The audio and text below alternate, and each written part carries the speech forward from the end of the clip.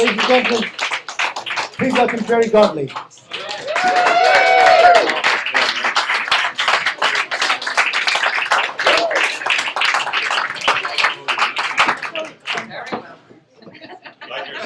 Yes, you know to make an entrance, don't you?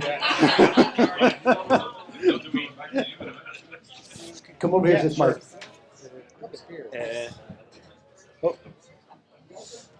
Let you put your mic there. Okay. And we are actually, you know what? Maybe here will be better. Perfect. Great. Let's rock and roll. I have to say, that video was super. I love the way it was filmed. There you go. And it made it look superb. The house, you could almost smell the bread from the video. It was really wonderful. Yeah. Is it that good? Is it that nice? You know, I think people talk about, oh, so-and-so's making great bread, you know, and I think bread is either mediocre or it's good, you know. So I try to make good bread, and more importantly, I try to make consistent bread, Yeah. Yeah. Wait, is that? Yeah. Wait, just 1 second. Testing 1 2 1 2. Can you push up? Testing 1 2 1 2. Tell us if it's good. Gerry Mullins, can you hear me at the back? It's all the way up. Okay. We're going to share. You and I are going to share. Yeah, this no okay? problem. Yeah. We're going to pretend COVID never happened. Yeah. All right. Yeah. What about that? Okay. Let's get it too close. No, it's good. It's good. I'm very impressed that somebody can do a pivot in their career and go from something that had nothing to do with an enterprise like what you have right now. Can you talk us through that? What were you doing, like, for example, this time last year, and how did you end up in this situation? I mean, you know, the whole time-space continuum has sort of collapsed a bit as a consequence of COVID. So I think last year I was probably doing what everyone else was doing, which is kind of, we were still in COVID, right? Weren't we, this time last year? Yeah. So I was kind of, I suppose, this time last year I was sort of coming to the end of a very, I mean, you know, a kind of laborious thought process about starting doing this, because I started in January. And like all middle-aged men, you know, I managed to make the process more kind of convoluted than it needed to be. But recently I came across a really beautiful Japanese word. I think, you know that the Japanese have a gift for formulating language in very elegant ways and kind of simplifying things that are sometimes quite complicated. I have to make seats here for people, so just, if you don't mind holding that. So the word I came across is called ikigai. Has anyone ever heard this term, ikigai?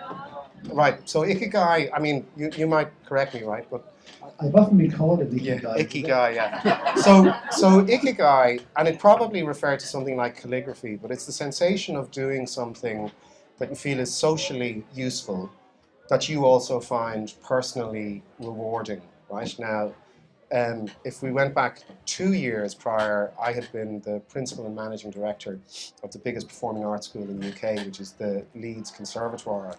And I thought that was the dream job, but actually it was a very kind of complicated job with a lot of human beings, just lots of complexity. And as I kind of came out of that, I started kind of having this kind of wish list of things that and I kind of looked out on the horizon about, okay, what are you going to do with yourself? And I thought, well, okay, I want something that's really doesn't involve too many humans, i.e. no other humans but me. So I like that sentiment, yeah. So that fitted this. When I'd been working in Leeds, I'd been commuting back and forth Monday to Friday, like for 6 years. So I lived in Dolphin's Barn, but I didn't know anybody in Dolphin's Barn, right? So I thought, I want to do something that connects me with my local community.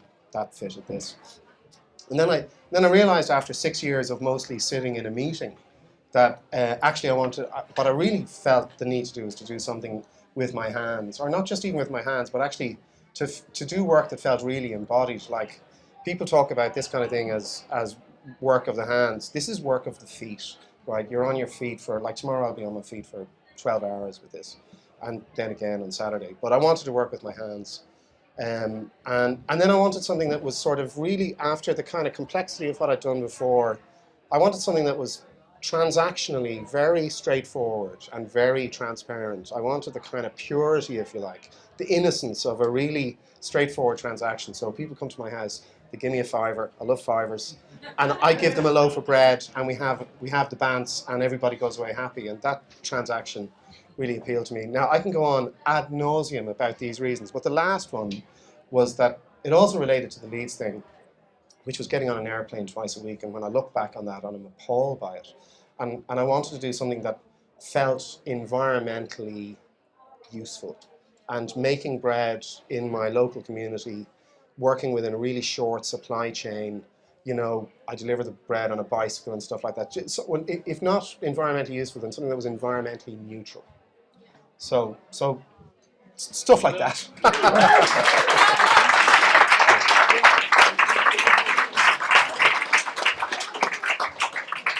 There's something in the Bible like blessed are the bread makers. Well, look, you know, there's a scene there where there's a shot there where I talk a bit about mixing the dough by hand, you know, and you can go down to the you know, Collins Barracks, right, and you'll see in the exhibits, you'll see these bread troughs, right, that are very old, 1,000 years old, and troughs where people mix bread by hand are ubiquitous in all cultures. And if this isn't like over the top, when I mix bread by hand, I kind of feel sort of empathically connected to every human being now and through time that has performed that task of mixing water and flour together to make bread. So it's you know, like right now in this room, you know, there's a lot of brains in this room, right? And the brain is the most calorie hungry organ in the human body. And so everything starts here. Everything we do, for good or ill, starts with calories, right? The Industrial Revolution is about calories. War is about calories. All of these things require calories. Now, for 10,000 years, the primary source of those calories for our species has been wheat, rendered into bread. So, like, when the Bible talks about bread, actually, what Christianity did with bread was quite interesting, because, in a way, it was appropriating kind of animistic lore from the pagan Roman god Ceres. Now, the Romans had filched it from the Greeks, right? Because, you know, the story of Demeter and Persephone, you know, Persephone is actually wheat. When Hades takes Persephone down into the earth in the autumn, that's when farmers sow their wheat. And when Persephone returns from Hades in the spring, that's when the wheat comes up. So, like, our relationship with wheat and bread is as old and profound, and it's deeper than any other food we have, you know. I feel intellectually too weak to stay over this conversation. You're doing great. It's only bread. I mean, but it's still only bread, right? I mean that's the great thing about it. It's still just bread, you know. Well, speaking of just bread, what did you bring for us? Well, I brought some. I brought some sausage rolls. I mean, they're like smaller than the ones you get in M&S. So I'm sorry about that. So we're going to pass these around. But for the avoidance of doubt, the ones that I sell are significantly larger than these. So, napkins, tray. Take one and pass one on. And will you do the same over there, Christina? So just while they're being passed along, what do I see on them? They're not just ordinary sausage rolls. You've sprinkled something. I mean, it's puff pastry I make myself, which is a brutal task, I can tell you. And it's a sort of notions sausage roll. Like, you know, we could go across to the Centra and buy, you know, 5 sausage rolls for €2. But I'd like to think that this is a somewhat kind of elevated sausage roll, because, like, these are. I mean, one of the things I think that's really interesting about foods like bread, right, is that they simultaneously occupy 2 places in kind of Maslow's hierarchy of needs, right? Because on the one hand, bread is at the very bottom of the hierarchy of needs. Like, if we don't have bread, nothing happens, right? But great bread, and I think we're interested in eating great bread because it's something we do all the time, is also at the top of the hierarchy of needs, you know. And I mean, I think that you know, I like most people in this room, I grew up eating the sliced pan, you know. So I feel very reluctant to kind of diss the sliced pan and diss white bread, and you know, it's actually still a good source of nutritional value. despite how people may argue about it. But I think one of the things about the sliced pan is that it feels like a kind of a tyranny, you know, like they were all sort of kind of prisoners to eating the same bread. And I think that's the bread culture that we grew up with. And I think that there's something quite beautiful about the idea that you can kind of take bread and you can elevate it to a really sort of special food, and a food that you think about, you know. So when you ask me, was my bread any good? I mean, I leave it to other people to choose to determine that. But I hope when people eat my bread that like they pause for a moment and think about the bread that they're eating, you know, because we are all going to have to get much more thoughtful about the food that we're eating. So what next for you, Breadman Walking? Are you going to continue to totally take over your house and drive your family out? Yeah. As you get bigger and bigger? Or is there a moment, if you do get bigger, that you might lose that personal connection that you're talking about? Yeah, you know, like, it's going really well. Like, I started in January, and I mean, you can see it's a small setup. I mean, basically, like, you know, anybody who is curious and going down this route, come and talk to me, you know, because there's actually, one of the things about bread made in this way is that there's nowhere near enough supply to meet demand, right? I mean, I don't know, for me, like, people keep saying, oh, you know, you could open and you could do this and you could do that. And I'd also go, yeah, but I could also do nothing. I could also just keep it the way it is, because actually what I really feel about this is, my background is in music, you know, and my background is in working with artists. And this feels to me like it's a kind of creative practice of a sort, you know. It's like, I mean, I spend a great deal of time kind of thinking about it and reflecting on it. Ironically, not when I'm doing it, because the task is incredibly absorbing. And one of the things you're doing here, you know, because you're working with these wild yeasts, and you really have to work in symbiosis with them. It's a cooperation between me and the stuff in the bowl, you know.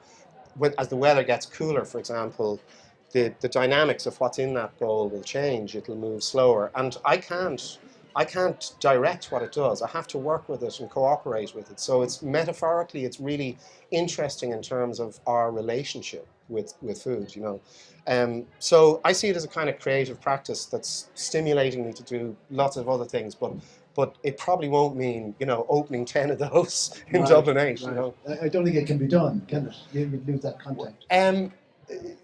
There's, you know, a commercial bakery, right, where the white bread is made through an extraordinary technological marvel, a process called the Chorleywood bread process that was developed in the 1960s. And that's the bread, that's the ubiquitous bread, right?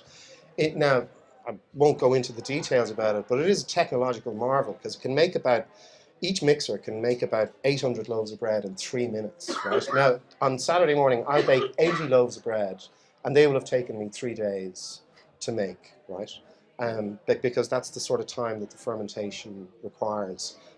So, I mean, in a way, this sort of takes us back to the idea of food that's made in that is necessarily made in a very small radius, you know, because I can't scale that to make, you know, I mean, about 300 loaves a day is what a really good artisan sourdough baker can make on their own. And then beyond that, you've got to mechanize the processes and stuff. So, there's a lot of people out there who'd like to become your customers. How can they do it? It's all on Instagram, actually. So it's great. Like, I mean, you know, it all happens on my phone. I have an Instagram account and I have a Revolut account, and it's not. I would say that it's not. This is not convenient food, right? This is inconvenient food. It's inconvenient to make it. It takes a lot of time. It's sort of kind of physically quite brutal, certainly in the early part of the process. And then for customers, it's really inconvenient, because you have to make up your you can only buy it on a Saturday, but you have to make up your mind what you're going to buy on Thursday evening, right? Because the process of developing the leaven, you know, the wild culture, that takes 48 hours. So when I go home this evening, I'll mix the leaven for bread that I will mix on Saturday. So yes, please come and buy bread. And there's other things too. There's brioche and other stuff. And you'll find me, you know, hashtag Breadman Walking. and you'll find me. And it's as much, you know, what's lovely about it is it's a dialogue as well. You know, what I found with, I mean, the bit that has been really the most affirming, you know, is the bit about kind of connecting with people in the community. And this is a great example of that thing that people talk about of weak ties. You know this expression, weak ties. Like weak ties are those that you enjoy, you know, with, like Graham has it in the bakery across the road, right? You know, people that come in regulars and those sort of, you know, slightly non-committal, not particularly intimate relationships that you make with people in your hood, but they're really important. And I can't tell you how I mean, by the time I get to Saturday afternoon, I mean, I am out on my feet, but sometimes I'm just euphoric, you know, from the experience of just talking to people and meeting new people and, like, you know, meeting their dogs. There's a lot of dogs. Okay, so hashtag Breadman Walking yeah, on Instagram. on Instagram. Any shops? Yeah, I supply a little bit to Daphne's around the corner, and I'm chatting to Colm here in the cafe about supplying them with bread as well. But What about Ennis Butchers? Would they take them? I'd talk to him as well, you know. But I mean, I think that there's, I mean, you know, I don't want to. The other thing as well is that I think we've got a great thing going in the village with Graham, you know, and the cupcake bloke, and I kind of like. I think there's room for all of. I mean, you know, he makes the most amazing brack that has ever been, so I won't be making brack, you know, True. and all of that, you True. know. Yeah. But we were speaking of which, we were going to give away something. Can you? Well, we can, Did you yeah. do something? Well, no, I didn't. But what I was going to suggest was that if we set a question, right, the first person to yell the right answer can get some loaves and some buns on Saturday. Okay. Yeast. Yeast. No, I have a question. Oh, you have a Yeah, question. All right. yeah, Okay. Yeah, All right. All quiet now. Okay. The question's only going to be asked once. yeah. And first, and you'll have to adjudicate, right? Okay, I'll adjudicate. So Sorry, you want to make Graham, the cupcake bloke, has just published a book. What's it called? Cake? That lady. Beatrice Kelly. Yeah. Wouldn't you know, she's as sharp as a top. I'll find you, Beatrice. So that's, yeah, you'll figure it all out between you, all right? Okay. Gerry Godley, everybody. Breadman Walking. Thank you. You did a great job. Well done.